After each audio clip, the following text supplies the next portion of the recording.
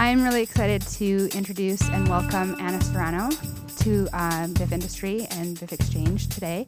She's an amazing, formidable woman who is the Chief Digital Officer at the CFC Media Lab. So if you could please join me in giving her a lovely warm welcome.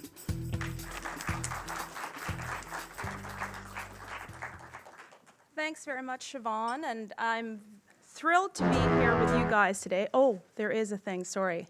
I'm supposed to wait for the trailer. Go ahead. What? We've decided not to play it? Okay, then. I'm very excited to be here with you guys today, and for those of you, it's been a while since I've been in Vancouver, and there are some familiar faces in the audience, but there's quite a few probably that I have never met before. So if you wouldn't mind, I just wouldn't mind taking a bit of a poll here. So first and foremost, how many of you have actually experienced VR in the audience? Okay, so that's quite a few. How many have experienced the HTC VIVE? Okay, 3, okay. And how many of you are making VR right now? Sort of. All right, well, as Siobhan said, this is going to be a packed afternoon, and for those of you who are here as makers and creators, there's a really amazing set of panels right after this stint of mine who will likely talk about sort of the aesthetics of VR, what it needs to, what you need to do to make it, what are the core issues with the technology, what's new with the HTC, et cetera, and you'll get a lot of that type of content after me. I will not be touching upon those things, but I am obviously quite interested in producing VR works and am in the midst of producing a number of different VR projects through the CFC. So for those of you who don't know me, essentially I've been in the sort of space of interactive storytelling for over 25 years, having founded the Media Lab at the Canadian Film Centre in '97. And so we've really been focused on how to tell stories across a variety of platforms. So we started kind of experimenting with that before Flash was on the web.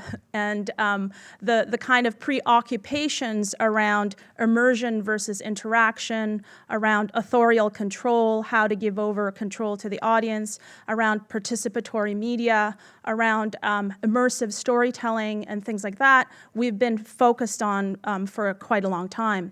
And over the years, not only have we trained talent and creators, interdisciplinary creators in that space, but we've also produced our own work. So the most recent type of AR, VR stuff that we've done at the CFC have been a kind of real-time photo effects filter on Google Glass before Glass was kind of made defunct by Google, although I still love it as a platform, to most recently a series of VR sketches that we produced with Occupied VR in Toronto, where we played around with photogrammetry systems, as well as the Samsung Gear VR and Oculus Rift. And then lately, our next upcoming project will involve, hopefully, if we get the grant from Microsoft, a Microsoft HoloLens project with USC, and an HTC Vive project that will extend our David Cronenberg project called Body Mind Change Redux onto HTC Vive. So we're very much involved in that space and really thinking through the storytelling involved in all of the aesthetics and the technical issues associated with producing for VR.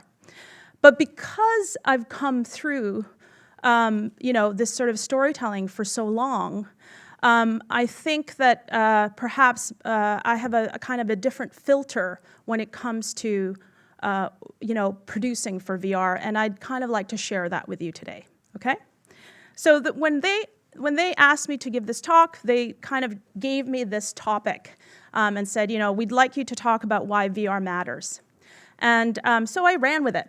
And so I think, when I was thinking about why VR matters, Well, maybe because, it's been around long enough. So, we know that head-mounted displays have been around since the 60s. This is the guy who made the first head-mounted display at MIT. Even in the 90s, you have various kind of technology firms playing around with different systems, even this most ridiculous Toshiba dome projector that was just only made in 2006, right? And we also know that kind of our technologies have been playing around with notions of metaverses, with systems and eco environments or metaverse environments like Second Life, or even more robust social spaces like massively multiplayer online games like World of Warcraft, et cetera. And this one is Lord of the Rings.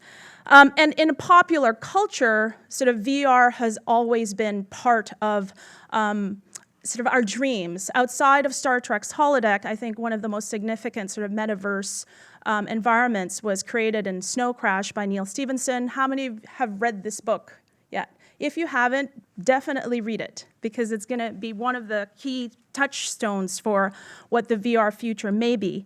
And of course, Wachowski's siblings is The Matrix, which is a more dystopic view of this environment. So VR has been around, right? It's always been with us. We've always dreamed about that particular kind of holy grail of being able to move into the holodeck.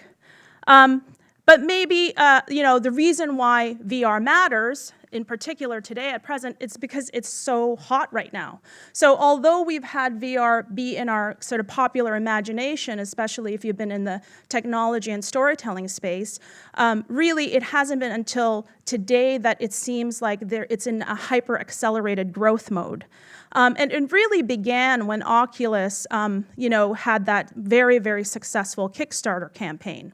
And so fast forward, this was in 2012, right?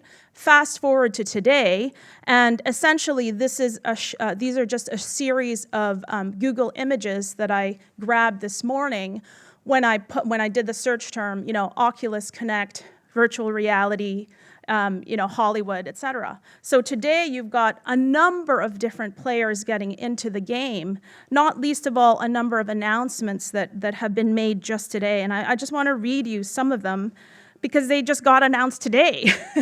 So this is a Medium post that Brian Seth Hurst out in LA, who some of you may know, who runs a consulting firm, and he's now doing quite a bit of work helping clients, mostly Hollywood studios and the like, get into the VR game. And he just did this post today which talks about, is VR in a bubble?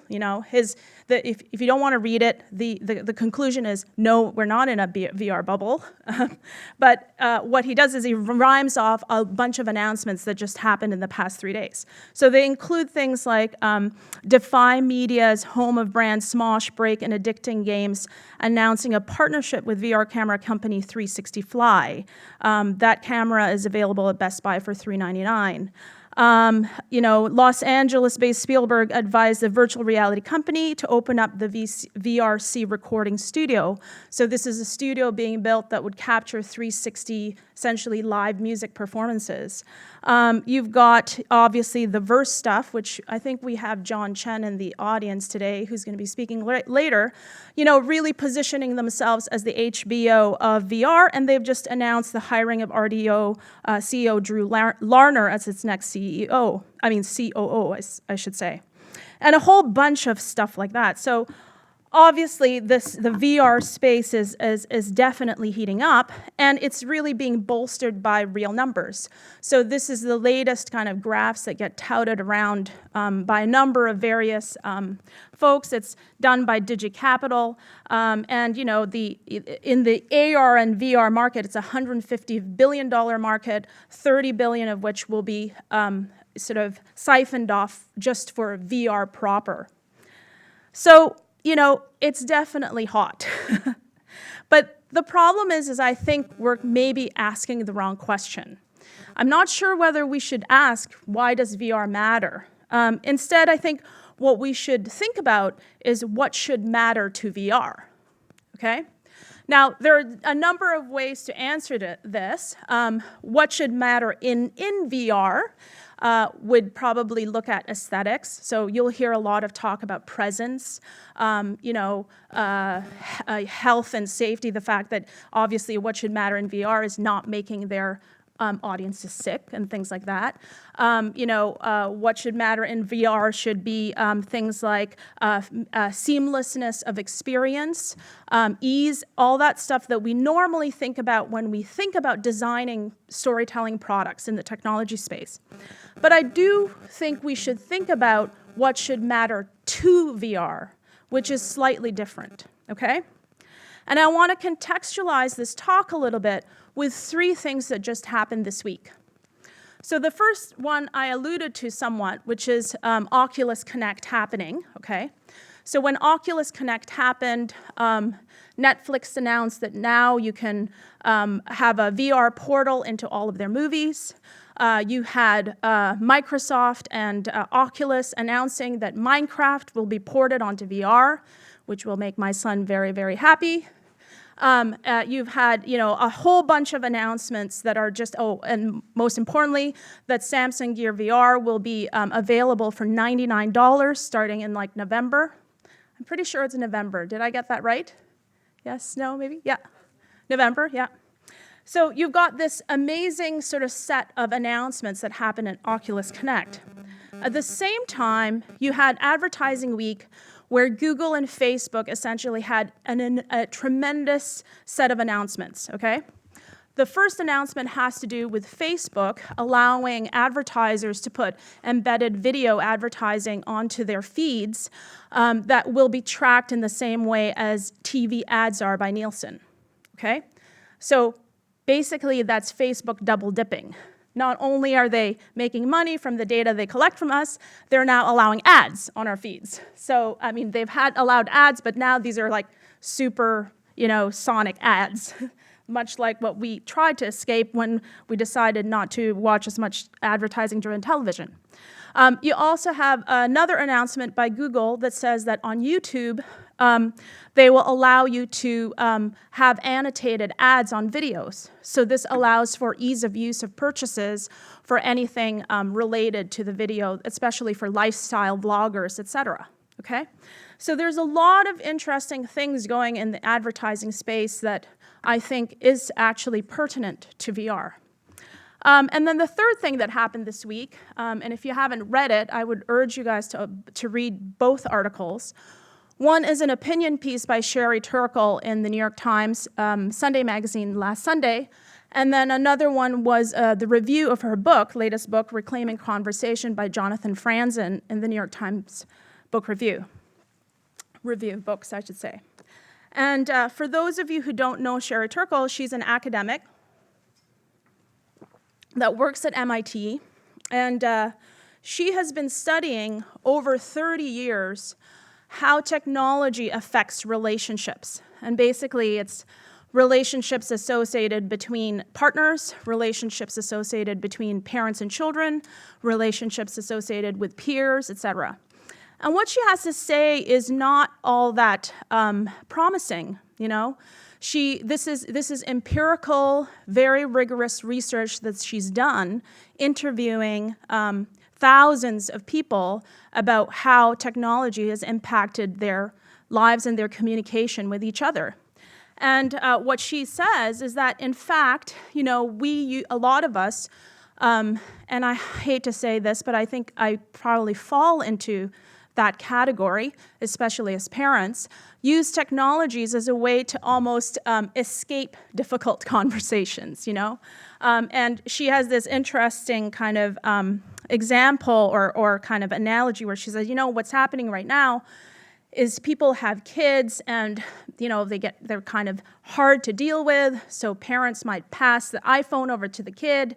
The kid then takes the iPhone and starts using it and then becomes increasingly addicted to the iPhone, and then the parent uses that excuse of the kid playing with the iPhone to then play with their iPhone so that it's kind of this hot potato game where you're not the one admitting to the addiction, but essentially both the child and the parent are in fact addicted to their technologies.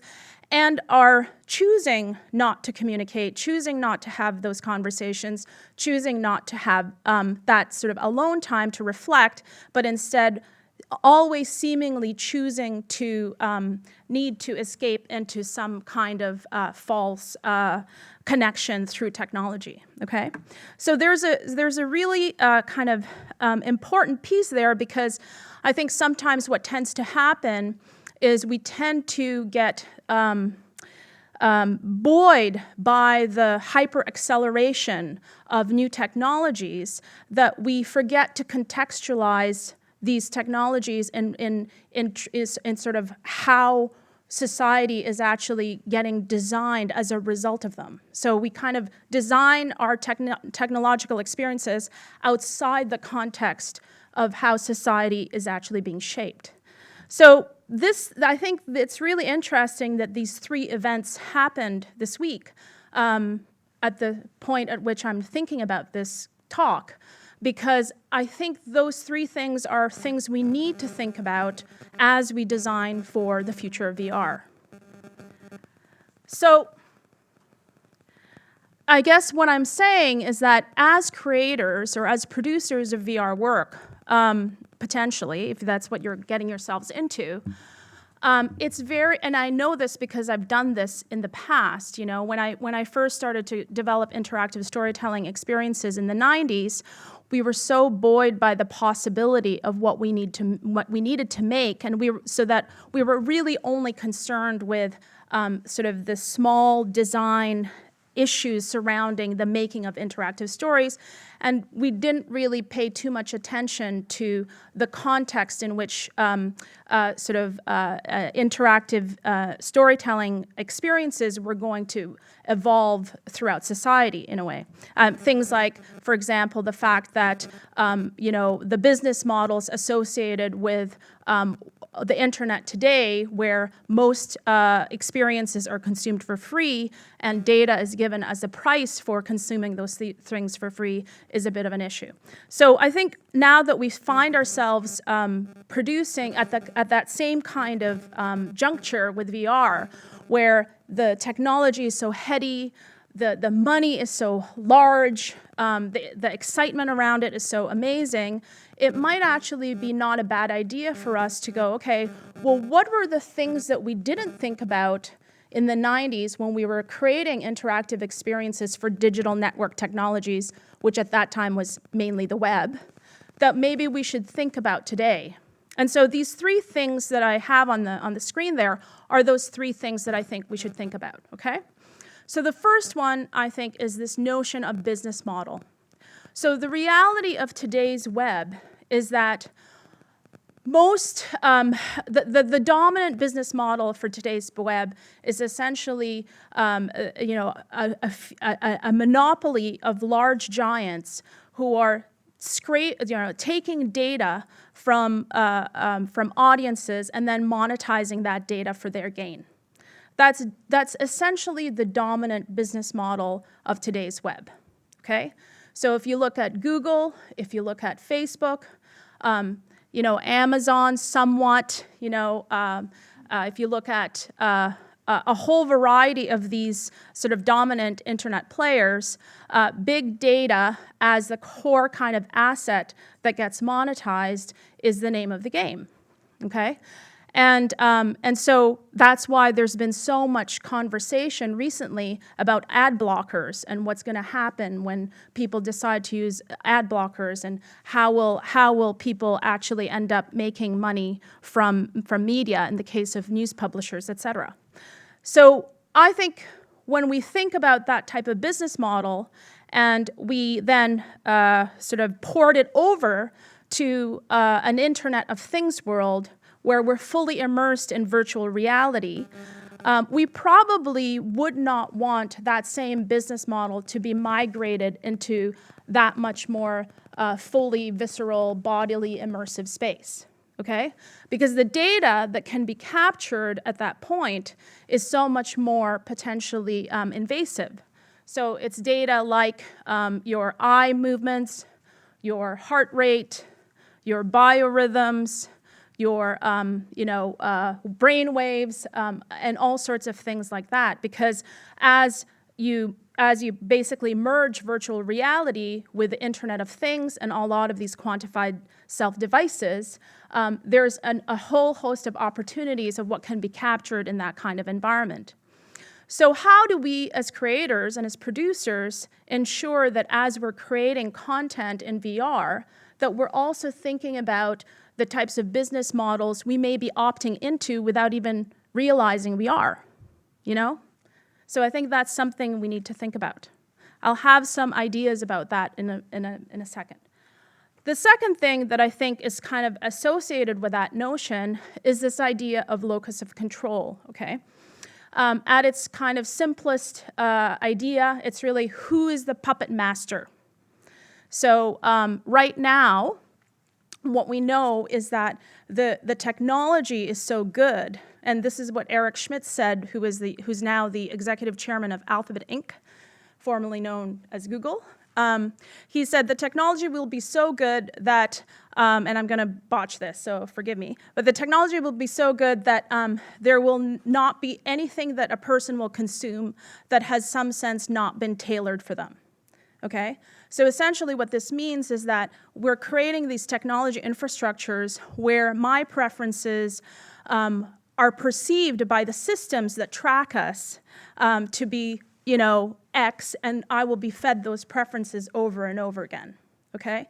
So and when we start to migrate that into, and we know that already, like in terms of, what we see on our Facebook feeds, how search terms get fed to us when we search for them, the types of peer-based recommendations we get through Amazon. So we know that already. That's part of our life, right?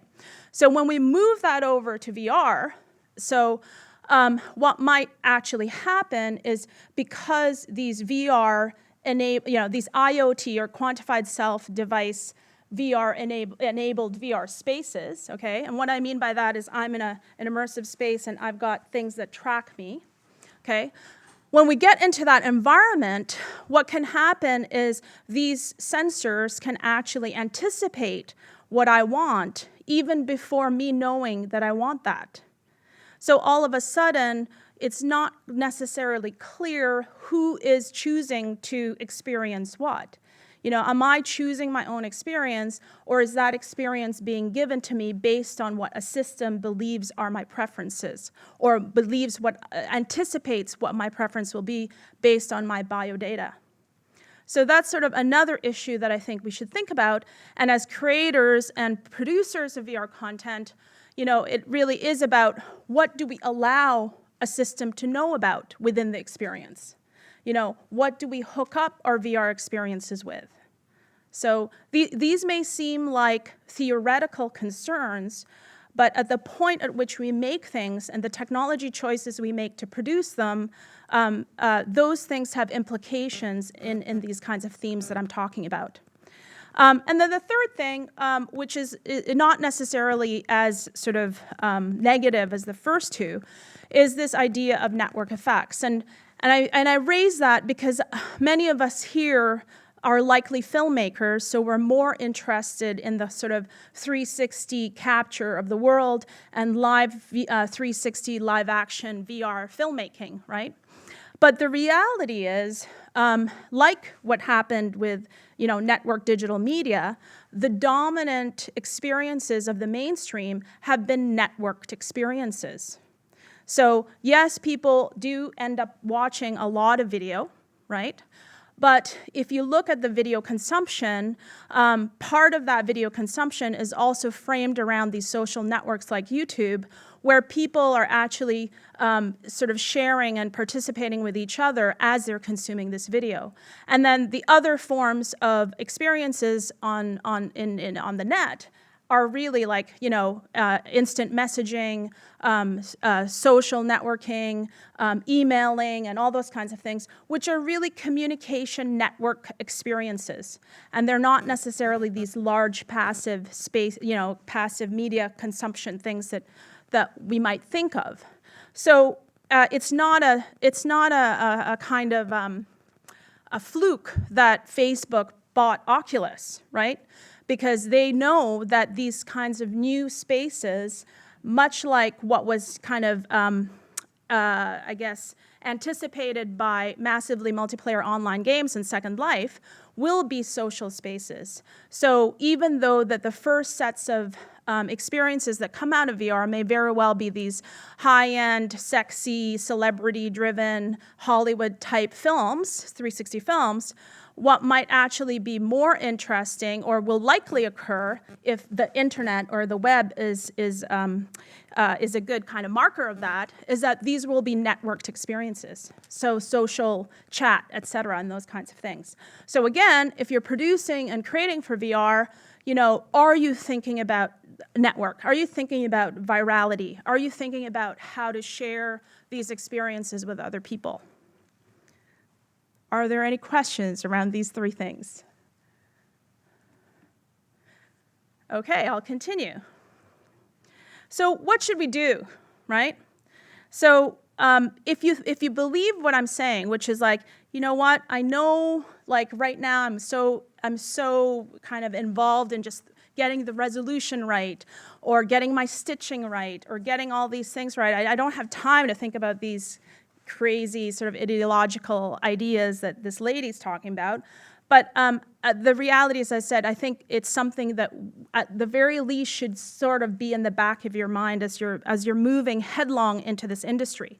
So if you believe that you have to pay attention to the business model, you really want to make sure that you don't unwittingly provide the puppet strings to someone else, and that that you need to understand how network digital media, the medium, it's that type of medium behaves best, meaning it's networked, then what am I supposed to be thinking about? What are some of the design strategies, okay?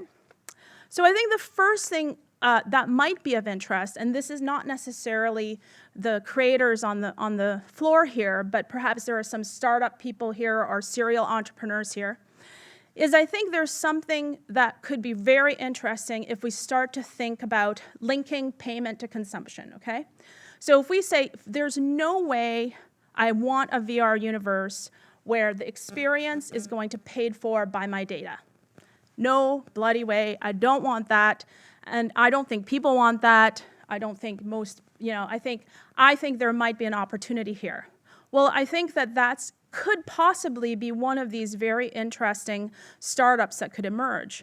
So what are the kind of micropayment, blockchain-related systems or monetization platforms that can be associated with the consumption of VR experiences that people should be thinking about? Okay, and we've seen this sort of rearing its head from time to time. So about 4 months ago, Hank Green of the Green Brothers fame on YouTube wrote a really interesting Medium post about the fact that the advertising model actually doesn't pay very well. And in fact, he might make millions of dollars out of it, but if he were to kind of take the amount of money he makes from YouTube-based advertising and then compare it to how much time he actually takes to create these things, it might be better for him to have a direct transaction relationship with his fans. And so there's been a growth around the notion of subscription-based patronage systems like Patreon and things like that for some of these digital-first online creators. So you can imagine if that's what's happening to YouTubers today, that there are going to be a lot of indie VR creators potentially who might want to consider that same kind of model, but it would have to be, the infrastructure would be slightly different. So what are these kinds of payment mechanisms that are more like direct-to-consumer payment systems rather than ad-based models or big data-based models that we can start thinking about, okay? Another sort of design strategy is this notion of ensuring that as designers, and I'll explain why it means unfiltered perception of cyberspace.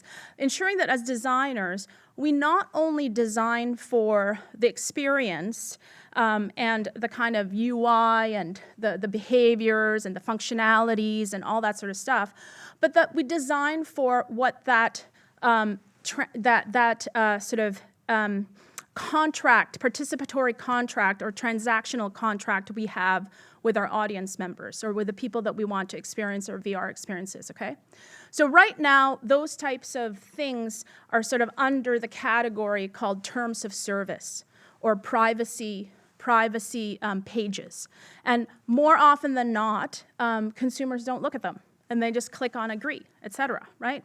But perhaps there's a kind of a digital rights movement that's starting to emerge where not only are audiences demanding a much more transparent understanding of what these terms and conditions are, but that as creators and designers, it is part of our design process to understand what that is.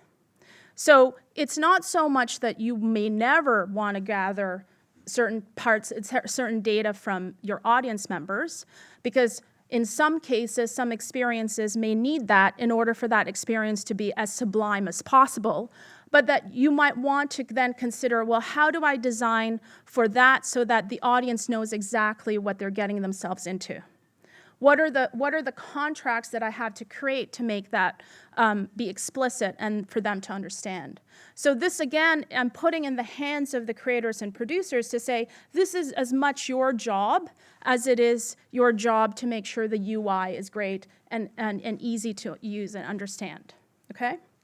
And the third thing is this notion of sort of restoring the public commons for VR. So right now, if you think about it, there is no such thing as a public commons on the web. Unless someone can tell me now that there is, I'm almost 100% sure there isn't. Meaning that there is no site, no kind of, well, maybe Tor, but I'm not quite sure like how that works yet.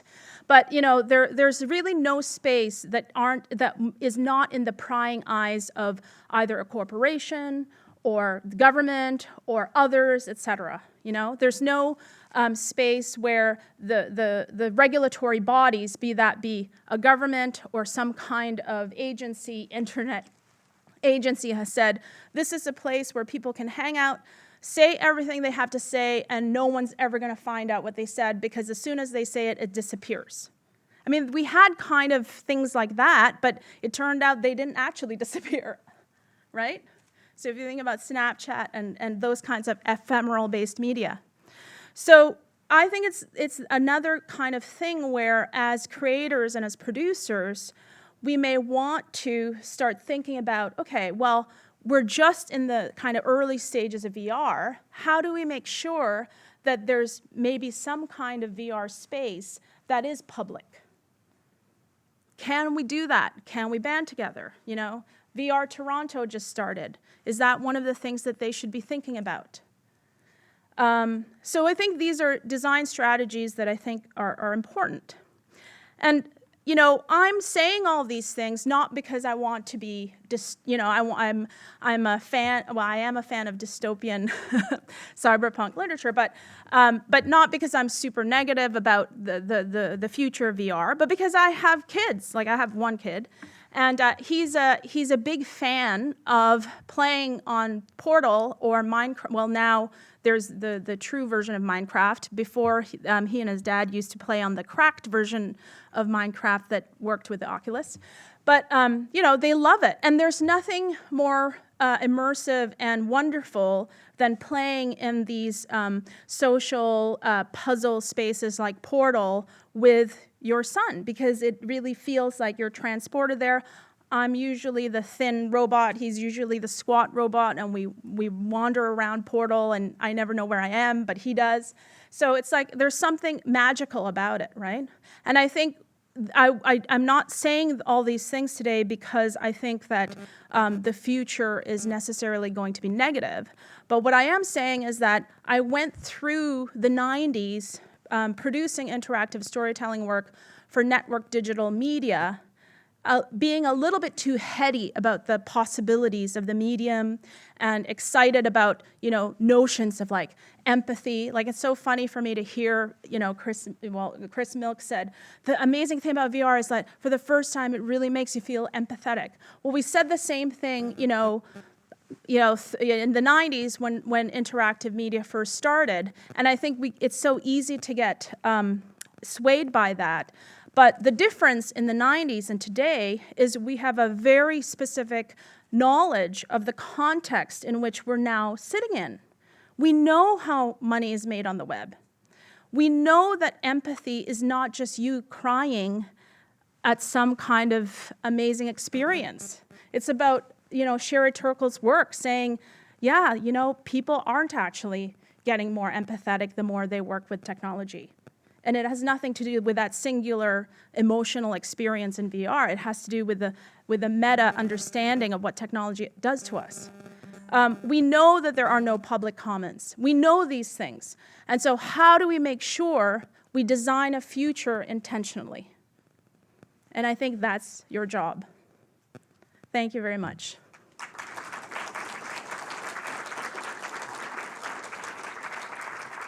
Are there any questions? Dissenting opinions?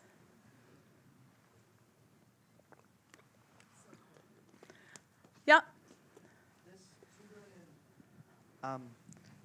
Hello. This $2 billion purchase of Oculus by Facebook, because I don't know much about this. I'm a producer and I work in the film industry, but I'm just intrigued by VR. When will we see this implemented, or what's kind of going on here? Obviously, it's going to be a key piece of where they're going. But I was just curious what your thoughts and insight about that whole purchase is and timing.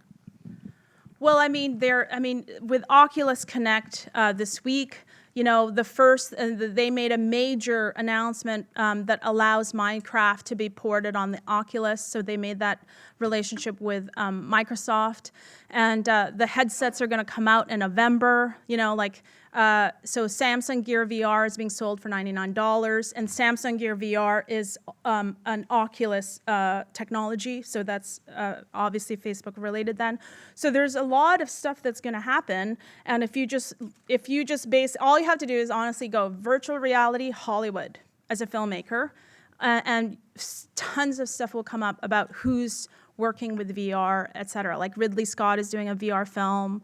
So that's what's happening, is that people are producing this work and people are spending money to produce this work.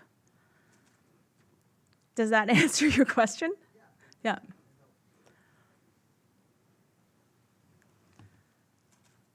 Any other thoughts? Yeah. I wonder if you could say a little bit more about the... Oh, okay. I didn't know it was coming. Okay, I was wondering if you could say a bit more about, the business model. There's the standard business model, basically, advertisers and data mining with big data. I have kind of two questions. One is, how do we connect that to VR? Could you say a little bit more about the connection? And then also, I think part of the reason that's the default business model is because people, I hate to say this way, but people are kind of lazy in a sense. And people don't seem to want to pay for a subscription, and they also don't want to kind of go out and find their own advertisers, so it goes to the corporations, they get the advertisers, and kind of we get paid, so to speak. So I was wondering, do you see a future there? What would break out of that cycle? Well, if you think about games, right? Like if you look at the games industry, has been, for the longest time, like they went through a dip where the kind of direct payment model didn't work. But for many, many years, it did work. People would pay $40, $50, $30 for high-end games, and then I guess as that started to dip, then people played around with sort of subscription-based services like Steam, and then they tried the in-app purchasing models where you would then buy something for free and then and do and level up by purchasing as you're playing games. So I think the games industry has some interesting models for how this stuff could get paid for. The reason why I think one should be cognizant of the business model is because of Facebook. Because Facebook did buy Oculus, and because Facebook's business model is such that a lot of the services we get from Facebook and the pleasure we get from Facebook is at our expense, we have to think about the fact that that's going to likely impact their rollout of whatever VR strategy they might have. So as producers, we might just have to be cognizant of which platforms we decide to port our experiences into, you know, and ask those questions. So it might not be up to you to change the kind of industrial business model, but it is certainly up to us to determine whether or not those kinds of partners are the type of partners we want to have. Yeah. Oh, sorry. Okay, that's fine. Thanks. Thank you very much.